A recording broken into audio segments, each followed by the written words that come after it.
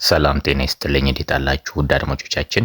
ይህ የቢማክስ ስፖርት ዩቲዩብ ቻናላችን በየሳምንቱ የሚካሄዱ የፕሪሚየር ሊግ ጨዋታ ዜናዎችን፣ ውጤቶችንና የተለያዩ ስፖርታዊ መረጃዎችን ወደ እናንተ የምናደርስበት ቻናላችን ነው። አብራችሁን እንድትሆኑ በአክብሮት እንጠይቃለን።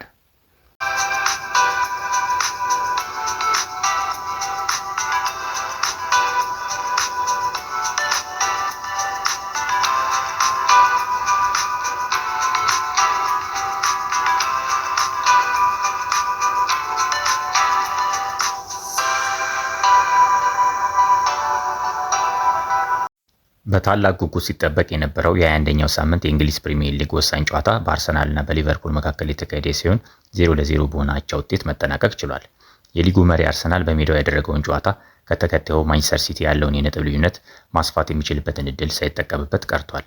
በተቃራኒው ወሳኝ ተጫዋቾቹን በጉዳት ያጣው ሊቨርፑል ከጥሩ የጨዋታ ቁጥጥርና ጠንካራ መከላከል ከሜዳ ውጪ ከጨዋታው 1 ነጥብ ይዞ መመለስ ችሏል።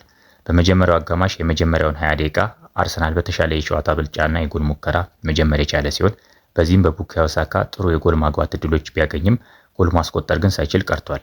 በዚህም የአርሰናል ተጫዋቾች በመጨረሻው የማጥቃት ክፍል ያላቸው የመጨረሻ ውሳኔ ደካማ ሆኖ የተስተዋለ ሲሆን በሊቨርፑል በኩል ጥሩ የመከላከል አደረጃጀትና ፈጣን የመልሶ ማጥቃት አጫወት በመሰንዘር በተሻለ መልኩ ለመጫወት ሞክሯል። በዚህም በዴቪድ ራያ እና በዊሊያም ሳሊባ መካከል የተፈጠረውን አለመግባባት ተከትሎ የሊቨርፑል ተጫዋች ኮነር ብራድሊ የሞከረው ኳስ የግቡ አግዳሚ የመለሰበት ሲሆን ይህም ለሊቨርፑል አስቆጪ እድል ነበር። ቀስ በቀስ ወደ ጨዋታው የመጣው ሊቨርፑል በተለይ በሁለተኛው አጋማሽ ከፍተኛ የጨዋታ ብልጫ የነበረው ሲሆን ያለ ወሳኝ 9 ቁጥር አጥቂ ወደ ጨዋታው የገባው ሊቨርፑል በተሻለ መልኩ እንቅስቃሴ ማድረግ ችሏል። በ65% የኳስ ቁጥጥር በሁለተኛው አጋማሽ ብልጫ የወሰደው ሊቨርፑል ተደጋጋሚ ሙከራዎችን ማድረግ ቢችልም አንድም ኦን ታርጌት ሙከራ ሳያሳካ ሊወጣ ችሏል። ነገር ግን በሁለተኛው አጋማሽ ባሳዩት የታክቲክ ብልጫ አርነ ስሎት ከፍተኛ አድናቆትን ማግኘት ችለዋል። እንደ ሁጎ ኢኪቲኬ፣ ሞሐመድ ሳላ እና አሌክሳንደር ኢሳክ አይነት ተጫዋቾችን ያጣው ሊቨርፑል የመጨረሻው የማጥቃት ክፍል ላይ የፈጠራና ጎል የማስቆጠር ክፍተት ታይቶበታል። በጨዋታው ጀርሚን ፍሪምፖንግ በቀኝ ክንፍ በኩል ለአርሰናል ተከላካይ ስጋት ሆኖ ማምሸት የቻለ ሲሆን ዶሚኒክ ሶቦስላይ በመሃል ሜዳ ከማካሊስተርና ግራቨንበርግ ጋር የተሻለ የጨዋታ ውህደት ማሳየት ችለዋል።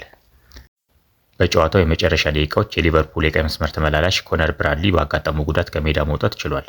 በአርሰናል በኩል ፔሮ ኢንካፒ በ57ኛው ደቂቃ በጉዳት በሉዊስ ስኬሊ ተቀይሮ መውጣት ችሏል። በ64ኛው ደቂቃ ቪክተር ጊዮከሬሽ በጋብሪኤል ጂሰስ እንዲሁም ትሮሳርድ በማርቲኔሊ ተቀይሮ መግባት የቻለ ሲሆን እንዲሁም በ78ኛው ደቂቃ ማርቲን ኦዴጋርድ በኤብሬቺዜ እንዲሁም ቡካዮ ሳካ በማዱዌኬ ተቀይሮ መግባት ችለዋል። በጨዋታው መጠናቀቂያ ደቂቃዎች ውስጥ አርሰናል በጋብሪኤል ማርቲኔሊ እና በጋብሪኤል ጂሰስ ጥሩ የጎል ማግባት እድሎችን ፈጥሮ የነበረ ቢሆንም ጎል ማስቆጠር ሳይችሉ ቀርተዋል።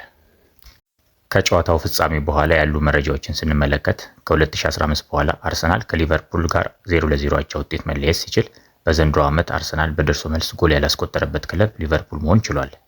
በዚህም ሊቨርፑል በደርሶ መልስ 4 ነጥብ መውሰድ ችሏል።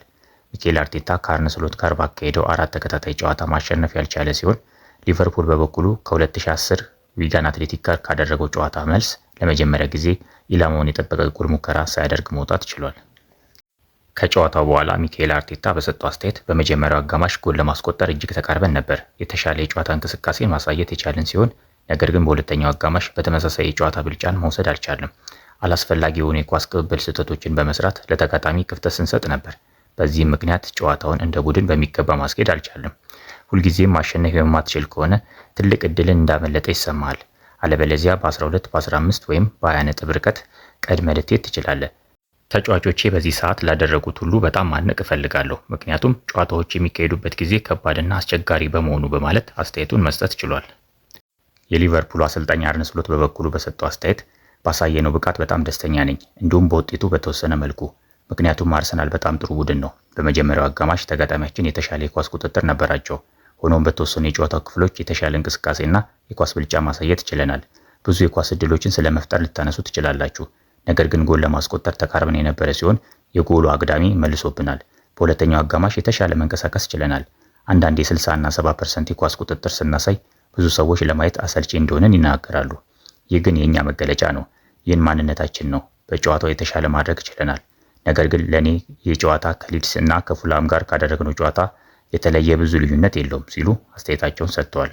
ውጤቱን ተከትሎ የሊጉ መሪ አርሰናል በ49 ነጥብ ከተከታዩ ማንቸስተር ሲቲ የ6 ነጥብ ልዩነት በመያዝ አንደኛ ደረጃ ላይ ሲገኝ ሊቨርፑል በበኩሉ በ35 ነጥብ አራተኛ ደረጃ ላይ መቀመጥ ችሏል።